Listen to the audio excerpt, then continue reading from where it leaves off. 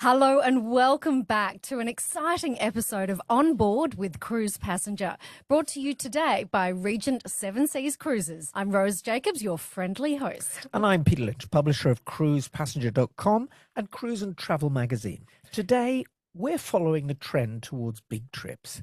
Australians are holidaying like never before. And after a record-breaking response to its 2024 and 2025 World Cruises, Regent has just announced their highly anticipated 2026 World Cruise, aptly named A Sense of Adventure. I'm feeling a sense of adventure today, Pete. But of course, apparently we're still in 2023, last time I checked.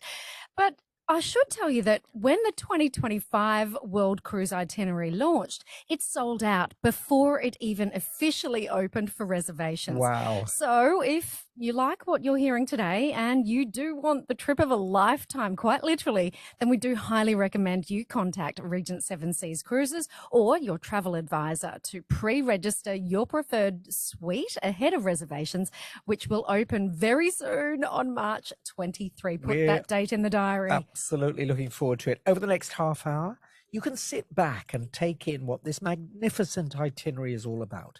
This isn't just any world cruise. It's a Regent World Cruise. And that means an immersive itinerary, great food and great wine.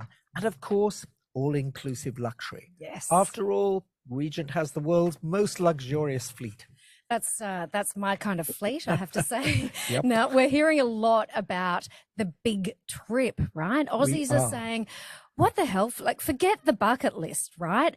Now it's the bugger it list. Oh, Rose. Have you heard that? It's a little stronger than that, but this is a family show. But we do get what you're meaning. Yes, Australians are spending the kids' inheritance and splashing out on increasingly longer and more luxurious trips. Yes. And this is the ultimate trip. I like how you said spend the kids' inheritance. My mum actually says she's part of the ski club, which stands for spend the kids' inheritance. I'm joining her. I'm right in that club myself. So today we've got someone who is a bit of an expert, that's inverted commas, on world cruises. Today joining us is Elsa Maclean, Regent Seven Seas Cruises social hostess, loyalty ambassador, and now business development manager. She's worked on board a bunch of the Regent World Cruises over the course of 7 years. And Elsa has many priceless first-hand stories to tell us all about these trips. So stay tuned for our chat with Elsa coming up soon. But first, let's look at where we'll be going and on which of Regent's 6 ships will be sailing in 2026. Okay, I'm literally on the edge of my seat here, Peter. Tell me, where are we sailing to in 2026? And did you see how I did that? I actually already said we, because, you know, I'd like to be on board. Only if you're ready to pounce on those tickets, Rose. Where will we be going? The 2026 Regent Seven Seas World Cruise will depart from Miami on January the 10th and sail an amazing 154 nights around the globe. Okay, so quick math, that's just over 5 months of straight sailing. That's right, Rose. This is for those who have the time and want to experience the world as it has never been experienced before. This 154-night round-trip adventure will be the longest in Regent's history, sailing across 3 oceans on an epic circumnavigation of the globe. Oh my goodness, I want. Now, for those who have never sailed with Regent before, let's just give you some context here. We're talking about the height of luxury, and for this sailing, guests will be cruising in the true all-inclusive luxury aboard Seven Seas Mariner. She's a beautiful ship, Rose. Did you know that she was the first ever all-suite, all-balcony ship built in the world? Actually, I didn't know that. She has an incredible amount of space with 8 passenger decks, 348 suites, and carries just 696 guests. There is a crew of 459, and those figures are important. Regent Seven Seas hallmark service means more than 1 staff per suite as a ratio, amongst the highest in the industry. Yes, so that basically boils down to plenty of personalized attention right throughout the voyage. That's what I define as luxury, feeling special. Yes. So the ship becomes your home for 5 months, and that's important. You're going to love it. Yes, so Regent has worked hard to make sure it's actually better than home. From a 2-floor theatre with Broadway-style shows on decks 5 and 6. Yeah, I don't have that in my home. No. To a putting green and golf nets on deck 12. Whoa. What about that? 4. So you won't find me there. You'll find me in the whirlpools or in the spa. Yes, there's art throughout the vessel. Regent ships are renowned for paintings and sculptures, and they've spent millions on fine art for their ships. And there are wonderful books and comfortable reading areas. So, as always, with Regent, every luxury is included, from unlimited shore excursions to valet laundry service, which, let me tell you, is quite significant with 5 months away from home. You're telling me. Unlimited Wi-Fi and more. That's the stuff that actually makes a really big difference for me when I'm cruising. And of course, there are even more inclusions on a world cruise than on any other cruise, such as bespoke amenities and shipboard credit. Shipboard credit. Yeah, the laundry got me. Let's face it, no one wants to be cruising with 5 months worth of laundry. I mean, there's only so much shopping you can keep on doing.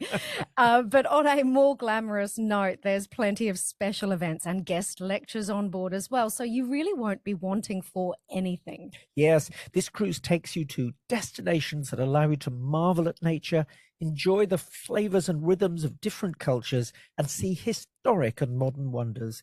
There are up to 432 included shore excursions. Whoa, I don't think I'll be reading many books at that rate. So here comes some of the important stats. Guests will be cruising across a total of 6 continents, 40 countries, and 77 ports. And this includes a total of 16 overnight stays, 47 UNESCO World Heritage Sites, pre-cruise hotel stays and gala events, and 3 exclusive shoreside events. Oh, I can't wait to hear more about those shoreside experiences. They sound good. Here's a little taste of 3 of them. Number 1, you can have an evening on the Battleship Missouri with Hawaiian cuisine and live jazz music. How much fun does that sound? Number 2, across the archipelago for cultural dinner and entertainment in Bali, another of my favorite places in the world. Number 3, you get a little passport to Portuguese flavor with regional cuisine and fado performance in Lisbon. Fado. That's in Lisbon. Honestly, though, whoever thought cruising could be boring had better think again. Yes, oh, that fado, so sad. Okay, so let's take you on that journey, as they say. We've been given a sneak peek into the details of what guests will experience and where exactly they will go. How's this for a bucket list of the best destinations the planet has to offer? As we said, the Mariner departs Miami in January and sails through the Panama Canal on her way to Mexico, and then explores the Hawaiian Islands with an overnight stay in Honolulu. Well, you had me at Panama Canal. That's as good as it needs to Honolulu. be for me. It does keep getting better, though. She then heads over to spend a week in French Polynesia, includes which includes an overnight in Bora Bora. You've just been there, haven't you, Peter? I've just been there. It's absolutely fabulous. I've got to love those French Polynesians. Well, the Mariner then heads west to Fiji and New Cal before ending up in New Zealand for an overnight in Auckland. She then heads to Sydney for another overnight and spends a couple of weeks travelling up the east coast of Australia before making her way to Indonesia for an overnight in Bali. Well, I guess that's where you could drop off your laundry for Teresa to pick up at the Sydney port and then keep going. Like as if. And then head on to Bali, as you said. Now, Bali is hands down one of my favourite places on earth. It's my home away from home. So after Bali, Mariner then makes several calls throughout Indonesia, Vietnam and Thailand before arriving in Singapore for another overnight. Yes, these are all great places to cruise to in ships like Mariner, small and accessible. You'll be able to see the best of these energetic and thriving Asian cities before clean and green Singapore, where the food is fabulous and the amazing modern architecture is a wonder to behold. Yes, and don't forget the shopping there, Peter. And the electric trees, it's a fantastic destination. Oh, isn't it brilliant? And the food, oh my gosh. In April, you'll find yourself in another cultural world, cruising through the Arabian Sea, exploring India before heading over to the Seychelles, where the ship overnights in Mahi, in the beautiful Seychelles. Wow. No stone left unturned, I've got to say. But wait, then there's Africa. Africa. What's that Peter. Like could have been a lion. Okay, Mariner will spend almost the entire month of May heading up along the west coast of Africa with several overnights in Richards Bay, Cape Town and Walvis Bay. Oh, fabulous, particularly Cape Town. Her final leg brings us from Portugal across the Atlantic Ocean with a stop in Bermuda, before ending in Miami again. Wow. So some of my favourites in that 16 included overnight stay list do include Honolulu in Hawaii, of course. I mean, you can't get much more tropical than that. You would have to say Bora Bora, it's so beautiful. Those azure seas, it's just an absolute stunner. that's it. And then Auckland in New Zealand, you can't beat the beauty of New Zealand. Fabulous city. Ho Chi Minh in Vietnam. I love Ho Chi Minh. Then it's a gorgeous mix of Asian and French. you've got to try some Thai, of course, when we stop in Bangkok. Absolutely. Yes, Singapore, you love singers. I love Singapore. It's a great destination for cruising. And the Seychelles, I've got to say, I've not been there, so that's on my bucket list. It's Put gorgeous. that one down. It's gorgeous. South Africa, this just sounds like such a great leg through Richards Bay, Cape Town and Walvis Bay Absolutely in Namibia. Wow. Stunning. Yes, indeed. Now, speaking of stunning, it's time to introduce our amazing guest. So this is someone who can actually tell us firsthand what life is like when you spend months on end at sea in utter luxury.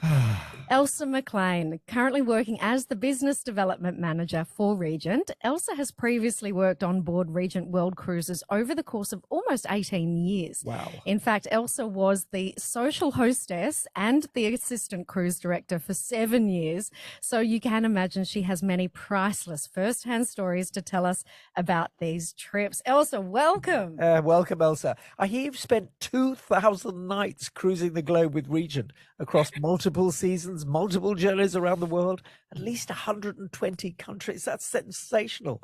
And I'm very envious. Oh, so gel. Thank you. Yes, I do have to pinch myself sometimes, and really these incredible stories and friendships that I was able to create over the time I spent with Regent. I'm still in touch with guests now that I did world cruises with more than a decade ago. And honestly, out of everything, that to me is what cruising is all about, and what these epic adventures really can bring to you is everlasting friendships, which is a really nice thing, especially if people are traveling on their own as well, and perhaps a bit daunted about doing that kind of trip by themselves. They really shouldn't be, because with an experience like Regent being so inclusive, it's absolutely from the get-go all about this sense of this incredible adventure you're about to embark on. It's so exciting, and my memories, I'm so blessed that I have all these stories to share with you. Some different ones come out after a glass of wine, of course. And right, Yeah, but I'm picking up on your energy here. I mean, I'm thinking it's a no-brainer why you were social hostess. I mean, you really just, you live and breathe the passion of what Regent really provides to all the passengers, just that excitement and enthusiasm for the entire experience. So true, so true. And also, what kind of people do world cruises attract? I mean, who will be my fellow guests? It's very interesting, actually, because since the pandemic, as of course you mentioned previously, people really have this sense now of let's not wait to do a bucket list adventure. Let's go now and see all these things we've always dreamed of seeing. So I think we've seen in our recent sale that's been very incredible, at least 50% of our clientele now are new to brand, which really has just opened up everything for us, because it shows that people want to make sure they're making the most of every day and every upcoming holiday. So it's a very exciting opportunity for Regent to expand our demographic, which in previous years perhaps was past cruisers or people that felt they were ready to take that long stint at sea. But now we're seeing people who are coming on board, and for their first cruise ever, they're doing a grand voyage or a world cruise. Look, I've got to say, in my experience, anyone who tries a cruise, they never look back. So I think the industry was already going gangbusters pre-pandemic. So that is very exciting to hear the new stats on that. It's only just going to keep on skyrocketing. But what a place to start. 154 nights going around the world. I mean, that's really starting to cruise. So tell us, have you what kind of stories have you observed? Tell us some of those special standout moments. Song do we have? Look, I think it starts from the beginning. There absolutely is this sense of anticipation when people come on any cruise with Regent, but it's an added and heightened sense of excitement and joy when we know we're going to embark on this beautiful, beautiful several months journey together. And it starts with the greeting on the gangway. You know, we like to make sure we know as much about our guests before they even step on board. So with our past guests, they will be greeted by name, of course, and it's a sense of welcome home. So many of the guests will have traveled on Mariner before, and they're coming back to their favorite suite, and they do explain it as their home away from home. And there's so many hugs and this real sense of joy. And then for our new guests, we're welcoming them in to what we will be their new home. And it's just a beautiful feeling. A glass of chilled champagne, of course. Their baggage has already been taken from them. And then what we do on the first night of the voyage to make sure the socializing gets right off the bat, we have a block party, a ship-wide block party. So the captain, it's so exciting. The captain rings the bell up on the bridge, and all the guests are invited to step out of their suite into the corridor with an empty wine glass. And the sommeliers and the stewards move through the corridors with cheese and fruit platters and lovely wine and any other cocktail they would like. And it's all about meeting your neighbor. That is hilarious. What a fabulous idea. What an awesome concept. But wait, does that mean that there's a new thing called the hall pass? Well, what happens on a ship stays on a ship, Rosie. You have to be very, there is a limit, but it definitely, what it does, it breaks the ice straight away. Yep. And as I said before, if there are guests traveling independently who are a little bit, not sure about how it's going to feel, it's so wonderful because straight away they've made a connection with some people that are living near them for this beautiful adventure. And it's a come as you are party. So sometimes people come out in their robes because they're still unpacking. Some people have already had a spa treatments, and they're in shorts and t-shirt. Some people are dressed for dinner. So it really is all about saying, let's get to know each other now. And then throughout the cruise, we have so many experiences from our all-inclusive shore excursions, the enrichment programs, dance classes, cocktail making classes, all about making these connections. So at the end of the cruise, these lifelong friendships have been formed. And that's why we get people who do the world cruise with us every year. They say, sign me up. Where are you going? I want to come as well. That is brilliant. So do you actually see people forming little groups and getting together right from the get-go? Are you watching people start to sit down for dinner at the same table and spread themselves out a bit? Definitely. And that was one of my many joys as social hostess. My job was to put the cherry on top of the 6-star experience. And people often say to me, what is 5-star? What is 6-star? How high can the stars go? What do they mean? And for me, on a vessel like a Regent ship, the 6-star experience really is about having enough extra staff to notice these sorts of things, to make sure that every guest is having not just a great time, but an absolutely unforgettable experience. So absolutely, Peter, I would make sure that myself and other staff were noticing if there perhaps were opportunities for extra socializing. So I might meet a couple on the pool deck that were from Cape Town who were chatting about always wanting to come to Sydney. And then I might have met another lovely couple from Sydney. So I would get them together and make sure they had a lovely glass of something in their hands and get those conversations started. And then it would bring me such joy to see them a couple of nights later at a table in one of the specialty restaurants, or perhaps out on tour together.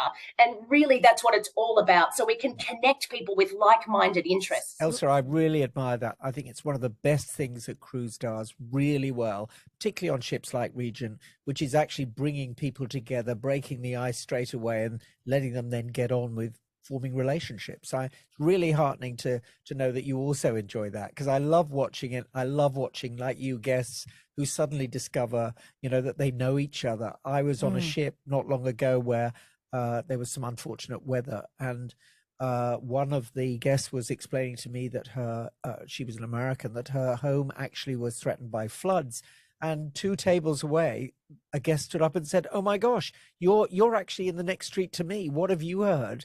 And there were 8 of them by the end of that conversation, all talking about their street. And absolutely. and they just stuck together forever. It's that kind of bonding the connection. Definitely. And as they I left, think that they were is- yeah. exchanging dresses. Yeah. I think that is the difference between a great holiday or a life-changing trip, where you form connections and you feel a sense of camaraderie, and that is something you simply cannot put a price tag on. Yeah. Correct. At sea, Perhaps- that 6 degrees of separation has never been so true. And I don't think you can replicate that in a hotel. You know, if you try to put together a voyage like the itinerary that we have on our world cruises, flying from city to city, staying in a hotel, moving around, not only could you not replicate that from a value perspective, all the things that we include, but you also, from a socializing perspective, you cannot put together that sense of we're all in this together.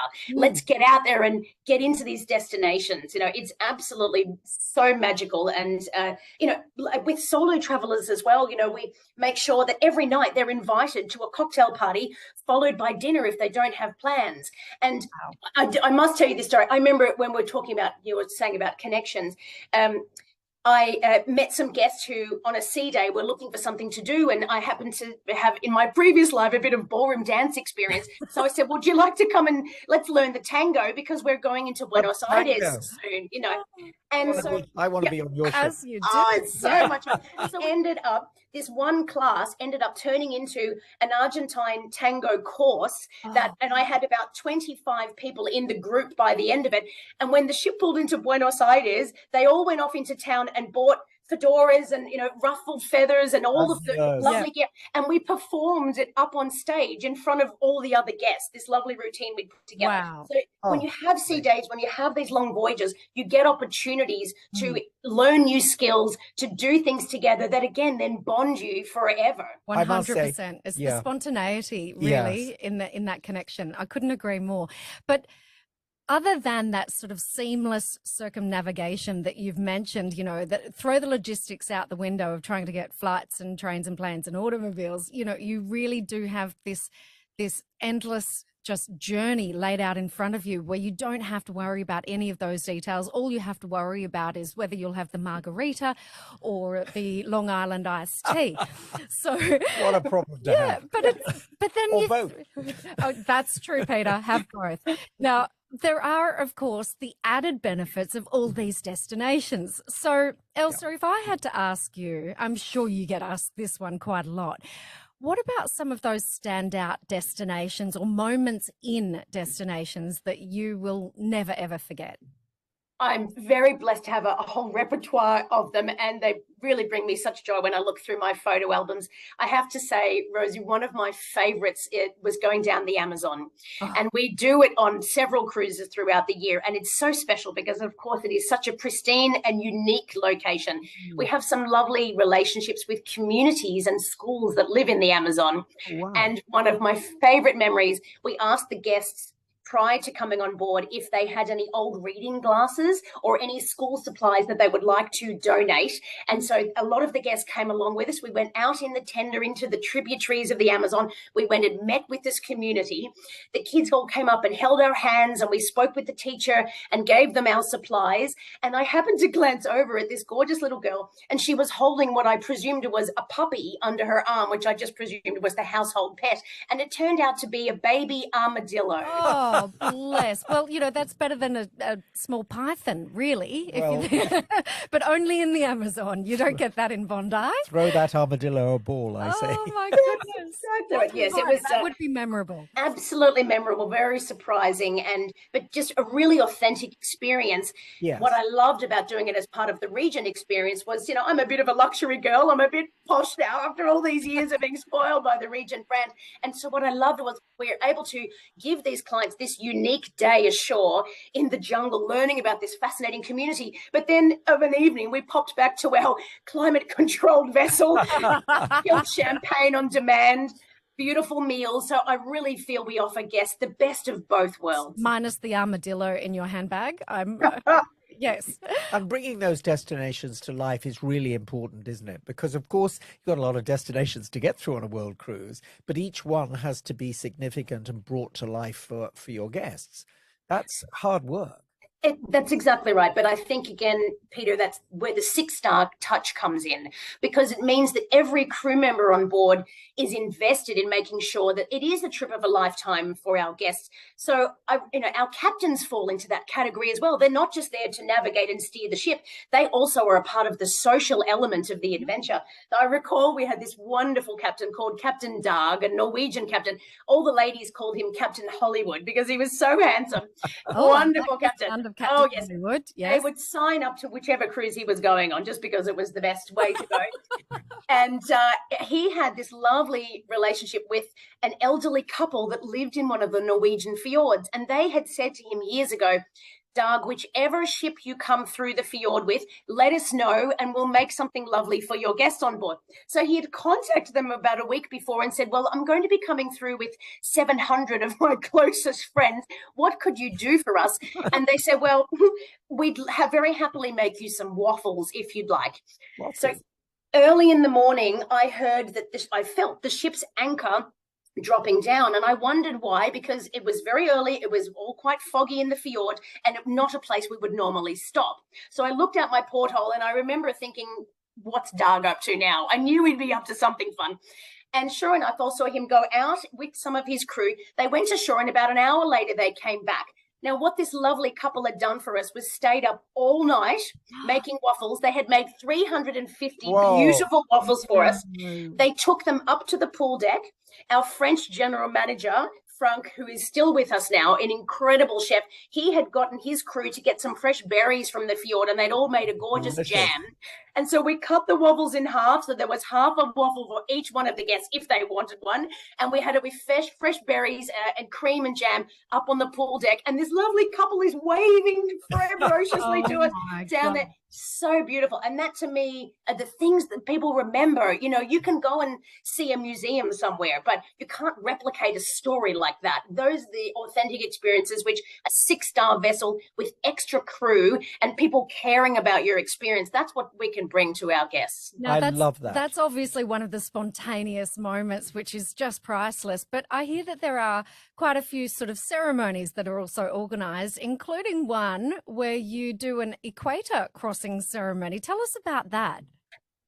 It's a lot of fun. We do like to poke fun at the guests and at the crew as much as possible. So it's a rite of passage. It happens on any cruise in the world that does go over the equator. So it's something that we really relish on board. So every time it occurs, we do ask the guests if they would like to dress up in something that's able to get a bit messy. We also get any new crew member who hasn't been over the line to also get involved, and we get them all to line up, and King Neptune and Queen Neptune come out with the trident, and the Queen Neptune's normally in some regalia. The last time I was Queen Neptune, I think I wore a dress that I bought in Luxor. So I had an Egyptian flair to it. Why not? Why not?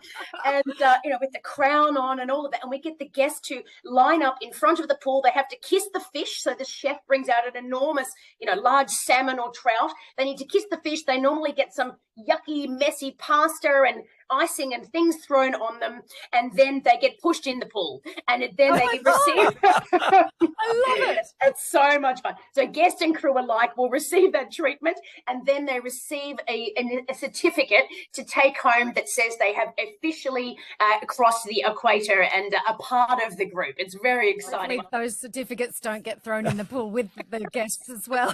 Well, it sounds fabulous. I can see you as Queen Neptune.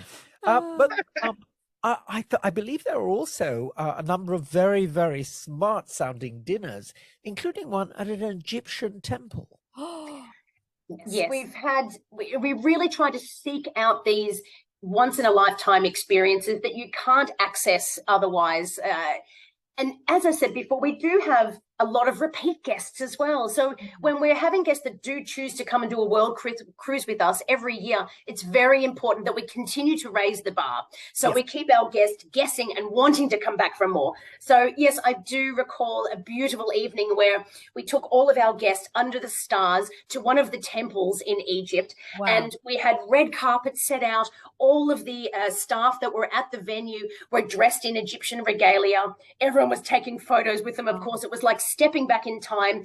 The tables were set out for all of the guests on the full world cruise if they wanted to attend. And we had classical music and the most beautiful cuisine. And it really felt camel rides as well, of course, for anybody who wanted one. Oh my God. These are the things that I, again, just pinch myself and feel I have the best job in the world to have had these memories with our beautiful guests, still communicate with them about it, and now be able to share about it in a sales perspective and help people understand why they should be picking this for their next holiday. Yes. Now, that doesn't just sound to me like a great night out. I mean, that sounds to me like the exact moment where these relationships and connections are formed, because you can talk about that until the end of your days as the most special moment that you can share with people. I'm guessing friendships and bonds and maybe even some romantic relationships are made in these experiences. Do you recall a few of those happening? I definitely have seen that occur, and it is really a lovely thing. Over a voyage of several months, of course, friendships can blossom into other things, and it's very, very special to see love blooming. I do always say that romance at sea is alive and well. Wow. And I think when you're in this bubble on a ship, you're away from the problems of the world. No one's watching the news. No one's talking about politics or religion. We're embracing the best of every day, coupled with fine wine, which is the never-ending pour, which certainly helps people become a little more social. Hopefully you've left your mother-in-law at home. Yes. So absolutely, I have seen beautiful relationships form. I've seen people that met on a cruise and then have come back to join us on subsequent cruises as a couple, and we welcome back with open arms. It's really, really lovely. That really must make you feel very, very good. Yes. But it's not just the guests. Of course, the crew also play a really, really critical part in this whole dynamic on a world cruise. And I think there are quite a few interactions, even sports events like water volleyball, shuffleboard, things like that. Or even guests versus crew. Exactly. Yes. I would imagine so. And again, those long-term relationships tend to form. Would that be right? Absolutely. Working on board for 7 years, I was considered a tourist as far as the crew go. Wow. Many of them have been with us 10, 15, 20. Some of them have even been with us for almost our 30 years of unrivaled experiences. So they absolutely, it is their home away from home as well. They're away from their family for months at a time. So they do form beautiful friendships with the guests. They become our extra family. So yes, we really like to encourage some fierce tournaments up on the pool deck, up on the shuffleboard. I need to know, are the crew forewarned that they're not allowed to beat the guests? Exactly. Or is it genuine competition? Like, no, it's genuine. It absolutely is genuine, because during our conversations that we have with the guests all the time, they do become real friends of ours. So there is a lot of banter. There's a lot of, jabbing going on before we get to these competitions. And absolutely, we have to sometimes, pace ourselves a little, especially volleyball. We wouldn't want to spike the ball down on someone. Could I recommend, I was on a cruise not long ago and I witnessed an international belly flop competition. It was priceless. I do recommend that for any cruise itinerary. You can put that on the list. Yeah. But now, speaking of people who have been on board and part of the cruise for a very long time, I've heard a little rumor that there's a very special guest that likes to cruise with Regent and has been, on board for, what is it, more than 30 years? He's been on board for almost 2 decades now. He is absolutely an integral part of the Regent's story. His name is Captain Jablin. He was an ex-naval captain. Right. Wow. And he and his wife lived on board with us for a while, going back and forth between their home back in Key West and the ship. And when she passed, bless her heart, he went home and just really felt that his heart was at sea and wanted to come back. And so he has lived on a few of our vessels. He goes around and just decides where he wants to be every now and then. But he's lived on board for almost 20 years with us, and he'll be celebrating his 99th birthday on the 30th of July of this year. So you can imagine how important next year will be for us. All the crew, we all call him Grandpa. Oh my He God. is so near and dear to our hearts. We absolutely love him. He's almost blind now. So he's permanently on, I believe he's on Mariner at the moment. He stays on that ship because he knows his way around. Yes. He knows exactly where he's going. He gets taken care of beautifully. Of course, he's got the doctor on board. He knows what he's going to be served for food. Everybody knows him so well, and we just absolutely love him. That's an astonishing story and a real tribute in a way, not just to Regent, but also to the crew, because obviously the crew have managed to make him feel really, really welcome and that it is his home. That's exactly right. And for his family as well, it gives them peace of mind because they know he's being taken care of. So they come and visit him from time to time and do a cruise for a week or two and stay and enjoy. Yeah, absolutely. But they've also got that feeling that they know he's in good hands. Excellent. And look, tell us a bit about being a captain on a voyage like this. Do you have one captain that takes the whole voyage? Captains normally do a schedule of 10 weeks on, 10 weeks off. Yeah. So it depends. I would say over a world cruise, it would be up to them. We did have some captains in past years that would do the whole world cruise to keep that continuity and then would perhaps go on a longer break. So quite often we will do it. We'll just stick with the one if the logistics allow for it. But there would be a maximum of 2. Sometimes to have a bit of a shift can be fun as well to, make new friendships. As I said, the captains do get very involved in those competitions, in the social atmosphere. They host tables several nights a cruise to make sure that the guests are getting to know them as well. Yep. Now, Elsa, I've got to say, I'm a little bit of a self-confessed foodie, right? So one of the things I love about cruising is just this incredible array of food and wine that's available for diners. You bet. And I love the fact that one of the French restaurants is named after myself. It's Compass Rose. Yes. So look, just tell our listeners a little bit more about this namesake restaurant and some of the other options on board. Absolutely, Rose. Well, yes, we did have you in mind when we named that. You're exactly right. You're spot on there. Precedes you. And it's a beautiful, we call it the largest specialty restaurant at sea because the menu changes daily. It is quite spectacular. It's very important to us at Regent that we deliver Epicurean perfection. And what we can do with a 6-star vessel, as spacious as ours are, is offer such an amazing variety of choice for our guests. So there's up to 7 dining venues on any of our vessels. So the guests can pick their favorite. They can go somewhere different every night. It's open seating. The Compass Rose is an exquisite restaurant open for breakfast, lunch and dinner. And there's no assigned tables. So this is where, again, the socializing really plays an important role because the guests can have a drink before dinner and then come into the restaurant and say, you know what, there's 4 of us. We'd like to have a share table. Would that be possible? Meet some new friends. Or there might just be a couple and they want to have a lovely intimate table for 2 by the window. We can take care of any dietary requirement. We like to work with our guests to make sure that if they're gluten-free, for example, we have gluten-free toast ready for them in the morning so they're not waiting.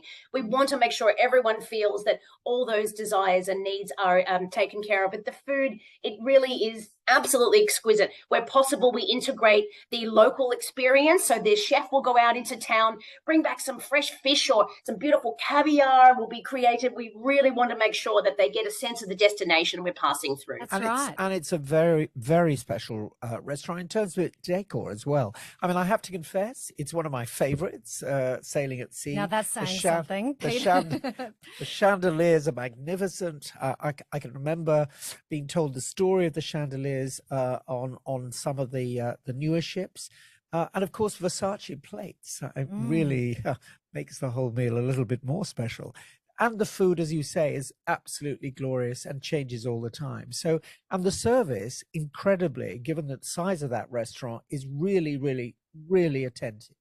So really special restaurant. But there are more. So Prime 7 also is one of the best steakhouses I think I've ever been in. Prime 7 we're particularly proud of because it's the restaurant where you get your surf and turf, of course. Yes, you can order. Don't I love it? Indeed. You can order a 1-pound cluster of king crab legs to go with your beautiful prime rib roast. And they will how do I explain this? Sorry. They will crack the crab at the table and you have this beautiful mound of pre-prepared crab for you. It is just beautiful with, of course, finely paired wines.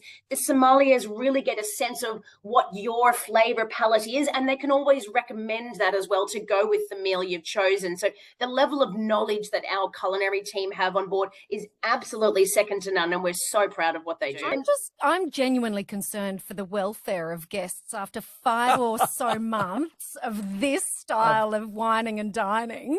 How on earth are people expected to go back to reality after something like that? It is certainly challenging, and we definitely hear people say, it was very depressing to in the morning find that no one was picking up their towel off the floor from the bathroom.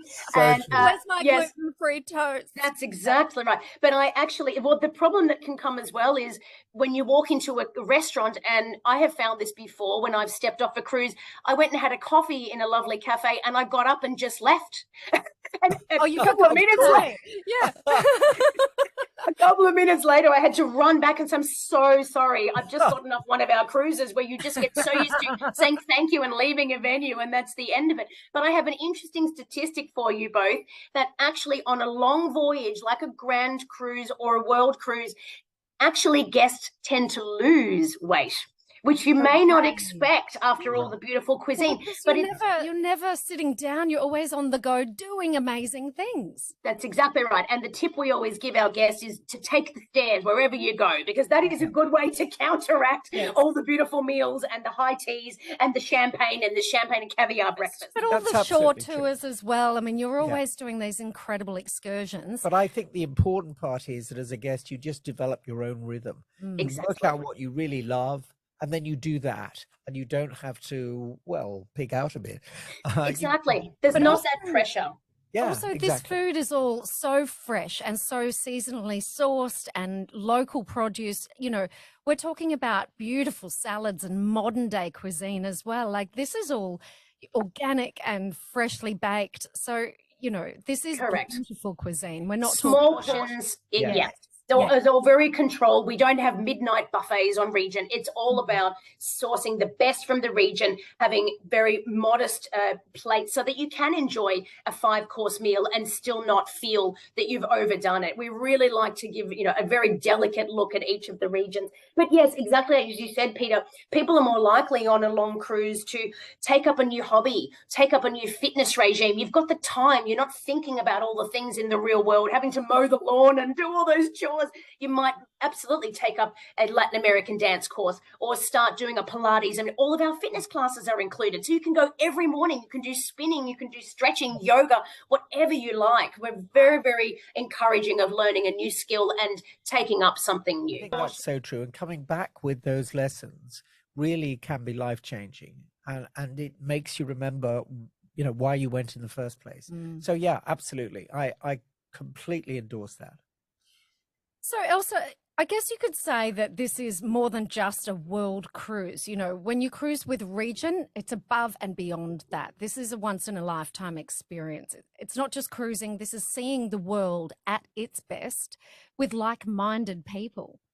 It doesn't get any better than that. That's exactly right.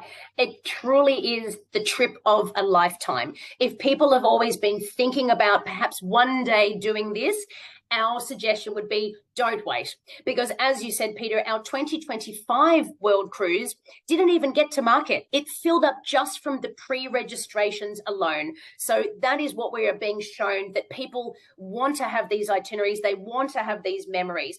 I would encourage people when they're looking at voyages like this with our competitors as well to compare apples with apples. Because as we said before, because on Regent you get off the ship with no bill at the end, it's a very different concept. Everything is taken care of for you, and there is simply no way that you could try and replicate that with another company or traveling around the world on your own independent trip where you're flying to different hotels and trying to add in the shore excursions, the internet, the entertainment, the alcohol, the food, all of those beautiful experiences we offer our guests. The value is there. And once you're on board, because you've already paid for everything, that sense of we're in this together, let's just embrace it, is so special with the inclusive Regent experience. That freedom of mind as well. And there's another element, isn't there, Elsa, and that is particularly on Regent ships, and that's personal space, which is something that's never more valued than it is today. The ships feature some of the most spacious suites and the largest private balconies at sea, and because they offer a variety of lounges, bars, specialty dining, elegant spaces to relax in, there's so much more you can do and so few crowds, so you can actually just find your own personal favorite and relax there. That's exactly right. The smallest room we have in our accommodations is 28 square meters. That's the worst case scenario. I mean, honestly.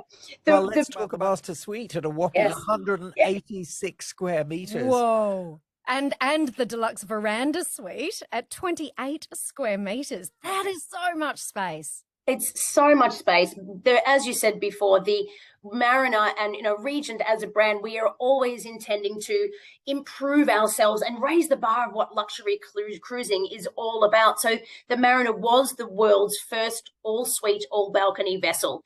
That's what our guests have told us that they wanted. So since the Mariner, every vessel we've constructed and designed from scratch has been with our guest in mind, and what they've told us they like is exactly what you said, Peter, quiet corners to read in, so they can be as active or inactive as they like. If they want to read the newspaper for the day from their country of origin, do the Sudoku, sit there and catch up on emails, that's fine. But if they want to go and do a cooking class, or they want to learn something about the destination they're about to go to in the theatre from one of our enrichment lectures, they can learn something every single day, or they've got all the choices of restaurant. There's never a queue. They can always pop back ashore and buy a souvenir of an afternoon after they've had their shore excursion in the morning.